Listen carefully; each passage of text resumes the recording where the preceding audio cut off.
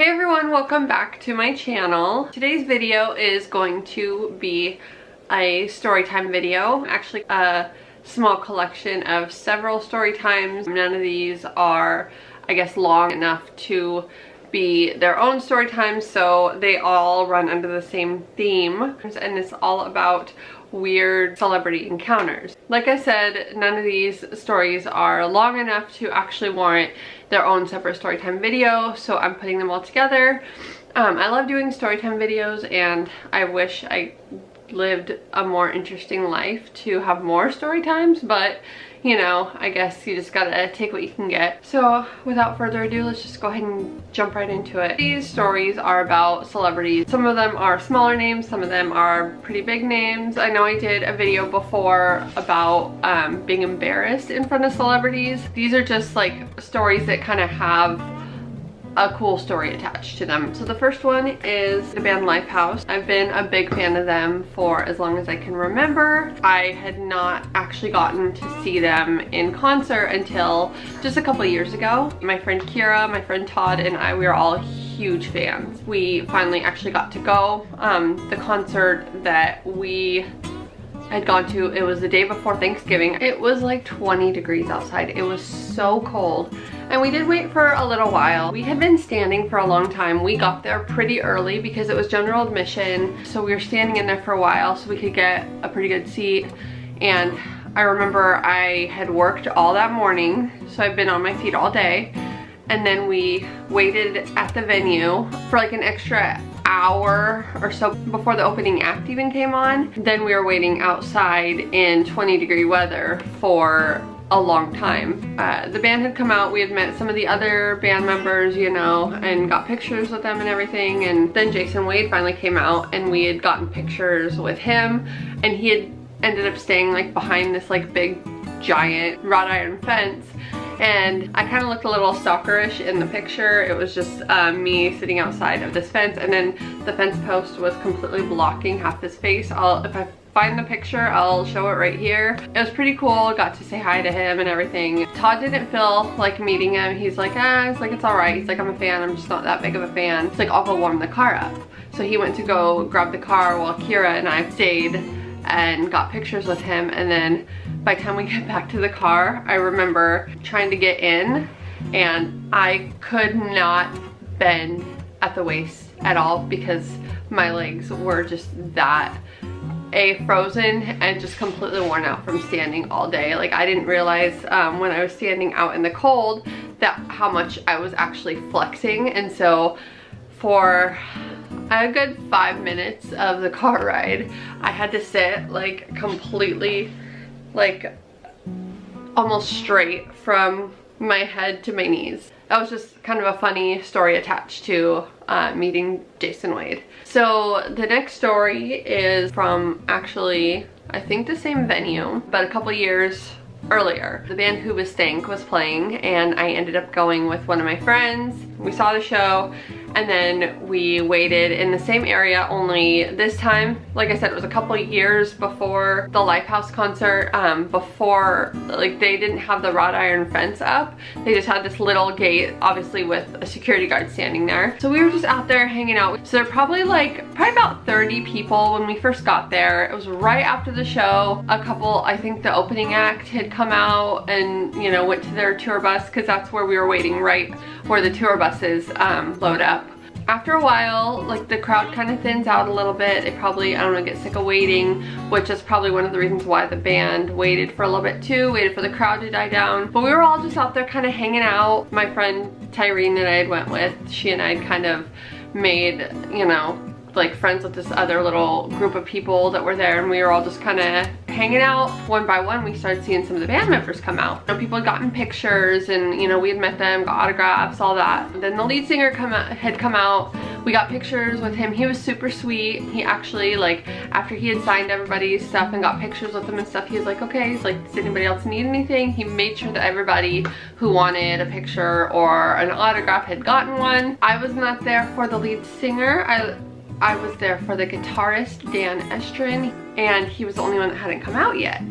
And Tyrene had to work the next morning. I had to work the next morning, but I was like, I am not leaving until I meet Dan. So we waited and we waited, and 3 o'clock rolls around and Dan and one of his friends come out of a bar that was just down the street, and you can tell he had been drinking a lot. He comes over and starts getting a couple pictures, and then I get a picture of him with Tyrene, and then I get a picture with him, and then I get his autograph and stuff. I actually grab his hands and I'm like holding them, and I'm like sitting there like talking to him like, oh my god, I think you're so gorgeous, blah blah blah, and I'm like hitting on him, and then he's just like, oh stop, and you know, trying to like play all coy. And then he ended up hanging out with us again for like probably another like 5 minutes or so. I think they all bonded over the fact that like almost everybody in our little group of like 6 or 7 people were all wearing black Converse. But yeah, and he ended up just hanging out, chatting with us for a few minutes, and like I took pictures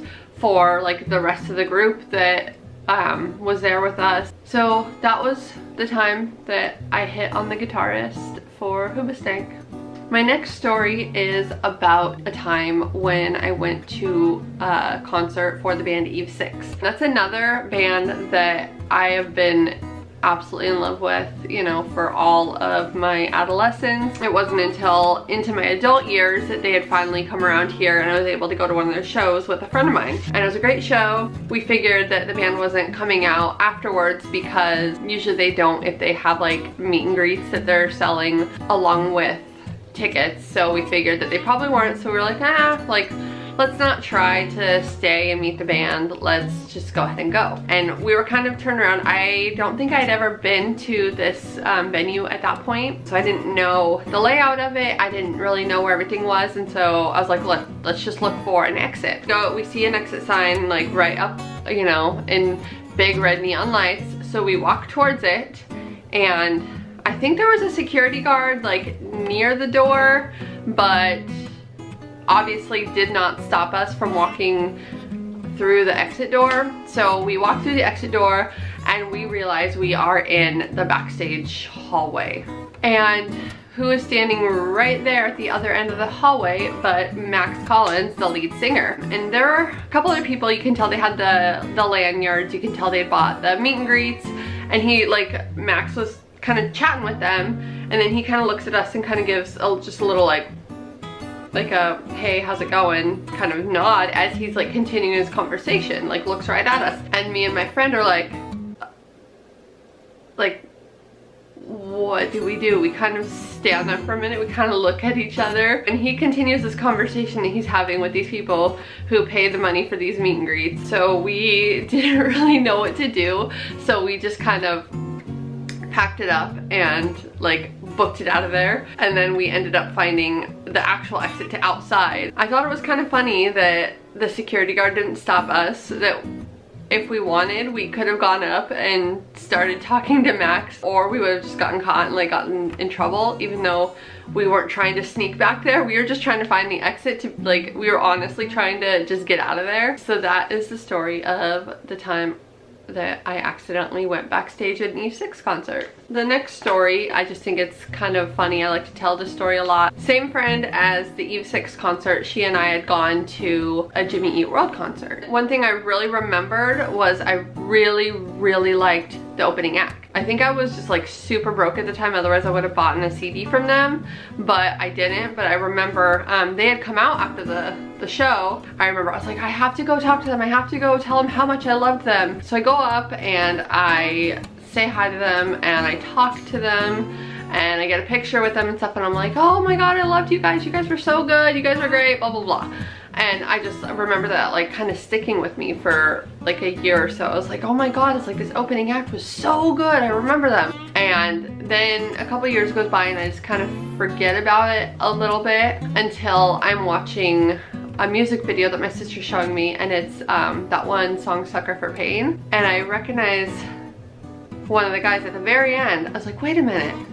I was like, what band is that? Who's that? She looks up like all the info of everybody who contributed, because there's like, I don't know, 10 artists on that song. And she's like, oh, it's Ex-Ambassadors. And I was like, oh yeah, I've heard of them. I was like, wait a minute. I was like, why does he look so familiar?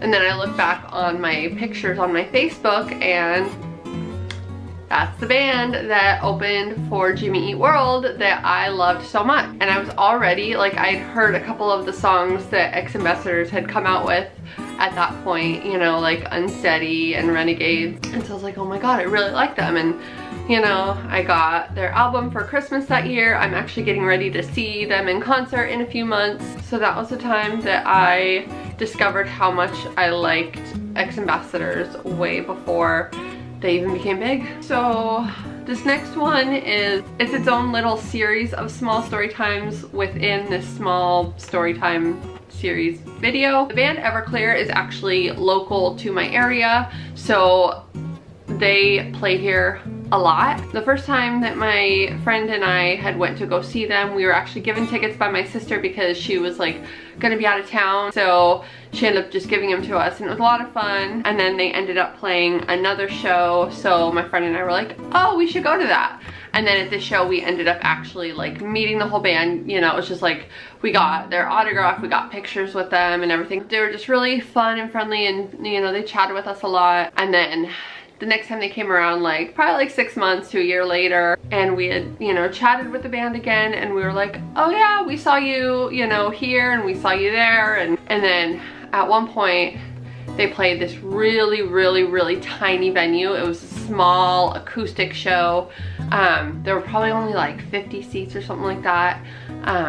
So we go there, and we were actually watching the opening act, and we see either the guitarist or the bassist, I can't remember. We see him at the very back, kind of over by the bar area. And then me and my friend were like, dude, like, he's just standing over there. Like, let's go say hi. So we go over, and we were like, oh yeah, we're big fans. And he asked us our name and everything, and he's like, oh, and we told him, we were like, oh yeah, we saw you at this venue, and we saw you at this place, and we saw, and then he was like, oh yeah, he's like, I think I remember you guys. Thought that was kind of cool that he actually kind of recognized us. And at the end of that show, they did like a huge meet and greet because it was such a small show that they stuck around for like a half hour, you know, getting autographs, getting pictures. We ended up being the last ones there. We were just like hanging out. We got like 20 pictures with them or something like that, like a crazy amount. That was fun that they had started recognizing us. So the next story is about a contestant on American Idol. His name was Phil Stacey. I think he placed like 6th the year he was on there. It was the year that Jordan Sparks won. He was one of my favorites. I loved him. And he ended up putting out a Christian album, and was actually playing at this church that was like 5 miles from my house. It was him and then 2 other Christian singers that my mom was big fans of. So we ended up going to the show, and we had thought that the show started at 7, but it started at 6 or something like that. So we were like basically almost an hour late. We had missed Phil's entire set. He ended up coming out and like meeting a couple people before the next performer was on. And I told him that. I was like, oh no, I was like, we thought that it started at this time, like we missed your entire set. I didn't get to hear you sing. I was so like just telling him that, and he was like, oh, well, come find me in like a little bit after the main act comes on, and you know, I'll sing something for you. And I was just like, oh yeah, right. I ended up finding him again afterwards. You know, people were like getting pictures of him and all that. He's like, hold on. He's like, okay, just a minute, guys. He's like, she missed my entire set, so I promised her I'd sing for her. And so he's like, well, I don't have anything prepared. I was like, I don't know. I was like, he ended up singing like, I think it was like Twinkle Twinkle Little Star. I remember I got it on video, and he was like, oh, that better not end up on YouTube or anything. That was terrible. I was like, oh no, don't worry, it won't. I have that footage still, but it's on a hard drive that is currently broken, and I need to pay like $700 to fix it. Otherwise I would insert the clip right here, even though I promised him I wouldn't put it on YouTube. But I still have it. It still exists. I still know that it happened. But we got pictures with him and stuff, and it was great. And he was like the sweetest guy ever. So that was the time that Phil Stacey sang to me. The next story is about a contestant from American Idol the same year as Phil Stacey. It's Blake Lewis. Blake Lewis is from my home state. He was already one of my favorites just for that fact alone. But, you know, I did like him a lot. I thought he had a really cool style, and I just thought he was like a great performer. There was this one show that he had been advertising a lot, like on Twitter and everything. It was only like $20 to get in or something. So I told my sister, I was like, oh, let's just drive up to Seattle for the night. Let's just go. So we go, and when I get there, I didn't realize that it was a rave, but it was pretty cool. He was one of the main headliners, so we had waited around for a while. We had hung out for a little bit. I think it was after his performance. He was done performing, and then the main headliner was up there just doing his set. This was the day before Easter. I remember this because he had mentioned something on Twitter like a couple days before. He's like, oh my god, he's like, I am obsessed with those Cadbury mini eggs. And he was just like ranting and raving about them. And I was like, oh my god, same. So I end up buying him a little bag of them, just the regular old bag of them. It was like in a little decorative, you know, Easter bag. We were right in the front of the stage, and I saw him. He was way in the back area. He was just talking to a couple people that were there, and I had like called over the security guard, and he comes over and I was like, here, I was like, oh, can you give these to Blake? They're like a little Easter present for him. And so he's like, oh, okay. And so he takes it and gives it to him, and then like I see Blake, like he gets them, and he's like, you know, his face kind of lights up a little bit, and then, you know, the security guard points me out, and so he actually comes over and gives me a hug, and he's like, thank you so much. And I told him that I saw his post on Twitter about them, and I get a picture with him, and my sister gets a picture with him and stuff, and yeah. And then he goes back about his business, and then we leave not too long after that because we still had a couple-hour drive home. But yeah, that was the time that I bought Blake Lewis candy. So the next story is one that I like to tell a lot. So if you can't tell by my shirt, I am a humongous fan of the band Hanson. I know. I have been in love with them since they came out. I have now officially seen them in concert 5 times. So one of the times that I saw them in concert, I had actually had to go up to Seattle. I had met up with one of my friends that lived up there. The last concert that I went to with them, she had come down to see them, and she is like an even bigger fan than me. Like, she is like all about them and has been since day one. So we ended up going to one of the shows up there. It was cold, it was rainy. We were trying to just get under the awning because it was before they'd started letting people in. And so there was kind of like a loose line set up around the block of the venue.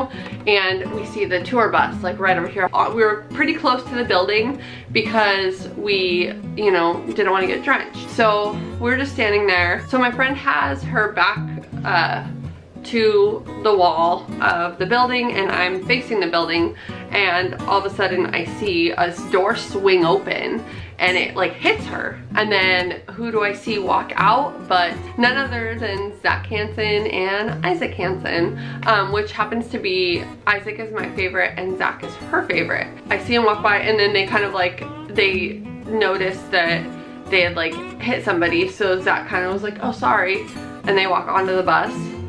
And my friend and I were just like, did that just happen? One of our other friends who usually goes to shows with us, she couldn't make it to this one. So we had like immediately texted her, and we were like, dude, we just bumped into Zach and Isaac. They accidentally hit us with the door. So that's the story of the time that Zach and Isaac Hanson opened the door on us. And then the last story that I'm going to be telling, this was when I was fresh out of high school. I had gone on this little like mission trip type of thing with my church group. We went to Nicaragua for a couple weeks. We go and we were coming back, and when we were coming back, we kind of gotten like a big mess up with all of our flights. So we ended up being stuck in LA for a night, and then half of our crew had already gone home early that morning. We were on like an 11 o'clock flight or something like that. So at this point there were only, I think, 4 or 5 of us. So we were waiting to board. It wasn't time to really call anybody yet, but they were saying, oh, we were gonna be boarding soon, like all those kind of calls. And I see one of my crew members that I'm with, she was kind of giggling like a fangirl. She wasn't really the giggly type, so I just thought it was a little weird. And then I see my other friend standing right next to her. She's like, I don't want to make a scene. She's like, I can't not do it. I don't want to make a scene though. Like, what do I do? And I see her like with her camera, and I'm sitting there, I'm like, kind of looking at them like, what's going on, guys? One of the other crew members kind of points, you know, that way, and I look, and standing like 10 feet away from us is none other than Keanu Reeves. I kind of looking for a second, like, no. It's like, that's like, no, it can't be. And sure enough it was, because he kind of saw everybody giggling, and he actually comes over to us. You know, he has like his bag slung over his shoulder, and he has his eyebrow cocked, and you can tell he was like, his intentions were to come over and make our day. And he comes over, he's like, do you guys have adult supervision? And we kind of look at him, and my friend is like, we are the adult supervision. Like, the youngest person that was with us was 17. Then they start the boarding call, and he actually, like, you know, lets us go ahead of him, you know, when we are standing to board, you know, when we're actually loading onto the plane. My friend with the camera, she actually gets a picture with him, and she ends up like talking to him for a minute or two about where we were just at and like why we were down there and everything. And he actually listened. He seemed like a pretty cool guy, even though you can tell that he was coming over to make our day. So that's the story of the time that Keanu Reeves let us go ahead of him on an airplane. All right, so those are all of my weird celebrity encounter stories. I hope you enjoyed them. I hope you enjoyed this video. Go ahead and give it a thumbs up if you do. Go ahead and subscribe to my channel, and thank you for watching. I will see you next time. Bye.